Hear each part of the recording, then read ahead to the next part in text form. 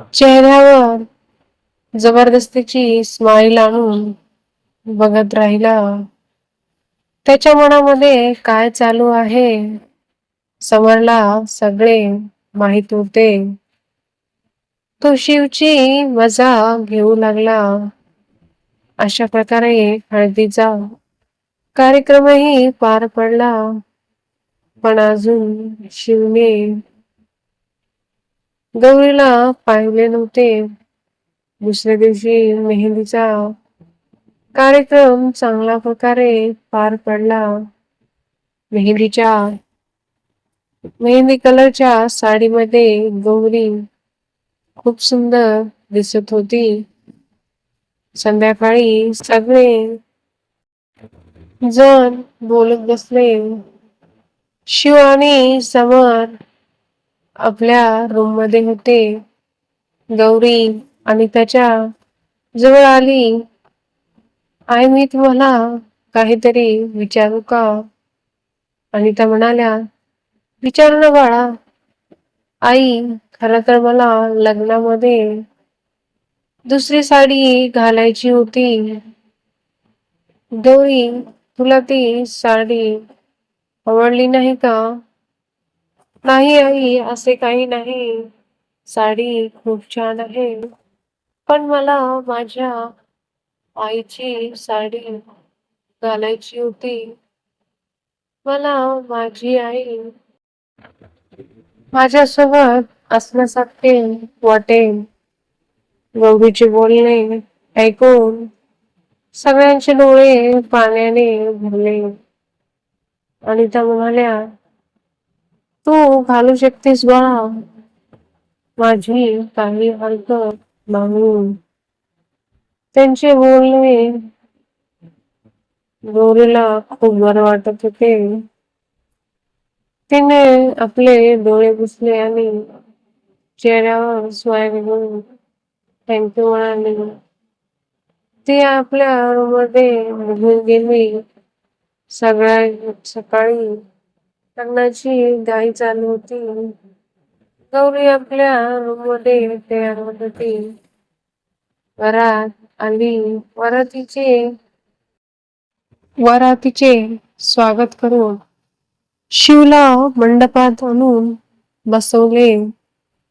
पंडितजीने गौरीला बोलवायला सांगितले. सीमा गौरीला घेऊन आली. लाल कलरची साडी घालून अगदी साध्या पद्धतीने आली. तिच्या आईची साडी होती. पंडितजींनी दोघांना वरमाला घालायला सांगितले. शिवने एकदाही गौरीकडे पाहिले नाही. त्याने वरमाला घातली. गौरीनेही न बघताच वरमाला घातली. नंतर फेरे झाले. पंडितजीने शिवला गौरीच्या गळ्यात मंगळसूत्र घालायला सांगितले. शिवने मंगळसूत्र गौरीच्या गळ्यात घातले आणि तिच्या भांगेमध्ये सिंदूर भरला. पंडितजी म्हणाले, विवाह संपन्न झाला. आजपासून तुम्ही दोघे पती पत्नी आहोत. मोठ्यांचा आशीर्वाद घ्या. शिव आणि गौरीने सगळ्यांचा आशीर्वाद घेतला. शिवची नजर एकदाही गौरीकडे गेली नाही. थोड्या वेळाने पाठवणीची वेळ झाली. सीमा गौरीला तिच्या रूम मध्ये घेऊन गेली. लग्नामध्ये आणलेली साडी शिंगवे म्हणून डोक्यावर घेतली होती. ती बाहेर आली. गौरीला बघून अनिता म्हणाल्या, बाहेरच्या सोबत सासरचाही मान ठेवला तुम्ही. मला तिचा स्वभाव खूप आवडला. गौरीच्या मावशीने आणि सीताने पाठवणीची सगळी तयारी केली होती. गौरी खूप रडू लागली. करमचे आहे. डोळ्यात पाणी आले. सगळे खूपच भावुक झाले. करम शिवजवळ आले. त्यांनी हात जोडून शिवला म्हणाले, जावई बापू, माझी गौरी खूप समजदार आहे. पण तिच्याकडून कधी चूक झाली तर तिला माफ करा. शिवने त्यांचे हात पकडले आणि म्हणाला, तुम्ही अजिबात काळजी करू नका. सगळेजण गाडीत बसले. सीमा गौरीसोबत जात होती. ती अनिता सोबत बसली. शिवच्या गाडीत शिव आणि गौरी पाठीमागे बसले. ड्रायव्हरच्या बाजूच्या सीटवर समर बसला होता. संध्याकाळी सगळ्या गाड्या कोल्हापूर मुंबईला रवाना झाल्या. तुकाराम यांची फॅमिली उद्या रिसेप्शनला येणार होती. गौरी गाडीमध्ये अजूनही मुसमुस करत रडत होती. त्यामुळे समरला वाईट वाटत होते. पण तिच्या बाजूला बसलेल्या शिवला आता राग येऊ लागला होता. What the hell, summer, her voice is bothering me, so please tell her to sit still. समर, मी तर विसरलोच. या गावंढळ मुलीला इंग्लिश काय समजणार आहे. कपडे तर बघ, एखाद्या भिकाऱ्यासारखे आहेत. गौरीला थंडी वाजत होती म्हणून समरने एसी बंद करायला सांगितले. शिव ओरडून म्हणाला, एसी पण बंद केली. गौरीला थंडी वाजत असल्यामुळे मी बंद केली. समर म्हणाला, सवय करून घे. मग एसीची थंडी वाजत आहे तर मी काय करू. आपल्या अवकातीच्या बाहेरचे स्वप्न बघायला नको होते. बिहेव्युअर शिव, शी इज युअर वाईफ, समर म्हणाला. शिवने एसीचे टेम्परेचर अजून वाढवले. त्यामुळे गौरीला जास्त थंडी वाजत होती. पण ती काही बोलली नाही. समरला खूप राग येऊ लागला. त्याने गौरीकडे बघितले. त्याला खूप वाईट वाटत होते. गौरीने इशाराने समरला शांत राहायला सांगितले.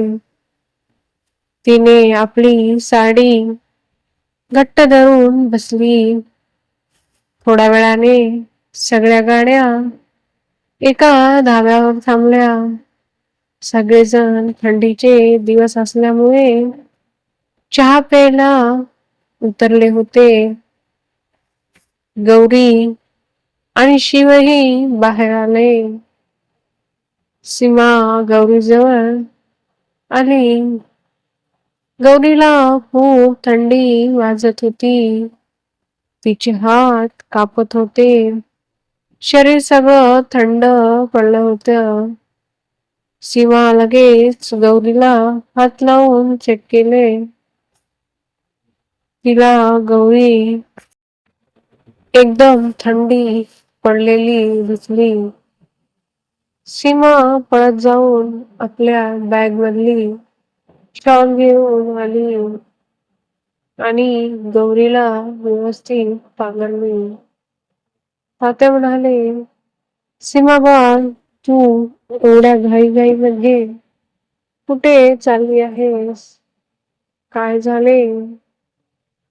सगळे सीमाकडे बघू लागले.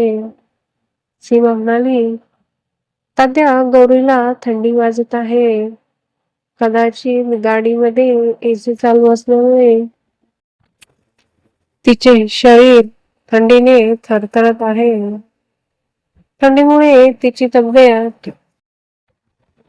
खराब होते. तिला बिलकुल थंडी सहन होत नाही. सीमाचे बोलणे ऐकून सगळेजण गौरीकडे आले. तिची हालत खूप खराब होती. तिला नीट बोलताही येत नव्हते. अंग पूर्ण थंडगार पडलं होतं आणि ती थरथरत होती. अनिता आणि सुनीता गौरीजवळ आल्या. त्यांनी तिच्या हाताला रब करू लागले. तात्या म्हणाले, माधव, गौरीसाठी गरम चहा घेऊन ये. माधवने लगेच जाऊन गौरीसाठी चहा आणली. सीमाने गौरीला चहा पाजला. त्यामुळे तिला थोडं बरं वाटत होते. शिव रागाने गौरीकडे एकटक बघत होता.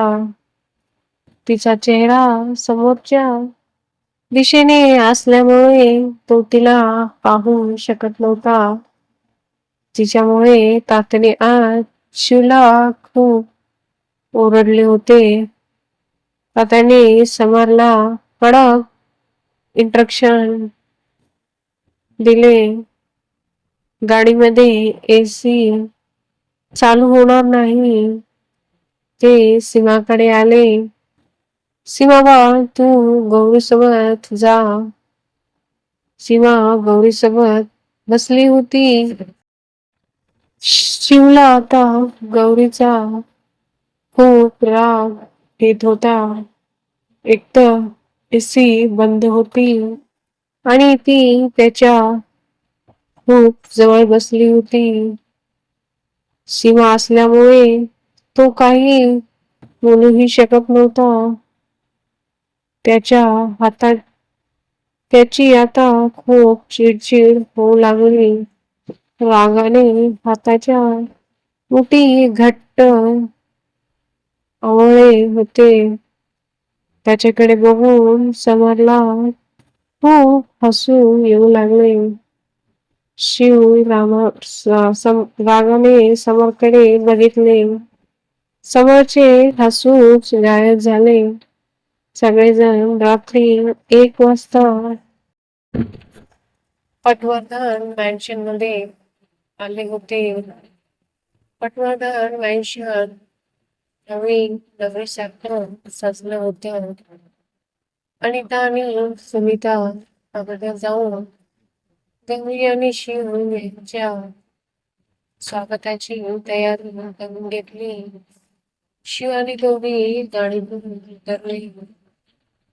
ते दोघे दरवाजाजवळ आले. अनिताने शिव आणि गौरीला ओळखले. त्या म्हणाल्या, गौरी बाळा, हे माप ओलांडून घरात ये. गौरीने हो म्हणून आण डोलावली. गौरी घरात आली. सुनीताने आलत्याचे प्लेट तिच्या समोर ठेवले. त्या म्हणाल्या, लक्ष्मीच्या पावलाने घरात ये. गौरी प्लेटात पाय ठेवत घरात आली. असं वाटत होते साक्षात लक्ष्मी घरात आली आहे. अनिता म्हणाल्या, शिव आणि गौरी, हे दोघे जाऊन आता आराम करा. बाकीच्या आपण उद्या करूया. शिव लगेच निघाला. शिवने त्याला थांबवले. ती म्हणाली, असे नाही दादा, अगदी तुमच्या दोघांना उखाणा घ्यावा लागेल, त्याशिवाय तुम्हाला घरामध्ये प्रवेश नाही. शिव म्हणाला, पिहू बाळा, मी खूप थकलो आहे. प्लीज मला आज जाऊ दे. पुढचा भाग खूप मनोरंजक होणार आहे. त्यामध्ये आपल्याला गौरीची आणि शिवची नोकझोक बघायला मिळणार आहे. भावना, प्रेम, राग आणि नशिबाच्या खेळाने भरलेला हा भाग शेवटपर्यंत नक्की पहा. कारण या भागात त्यांच्या नात्याला मिळणार आहे एक नवीन वळण.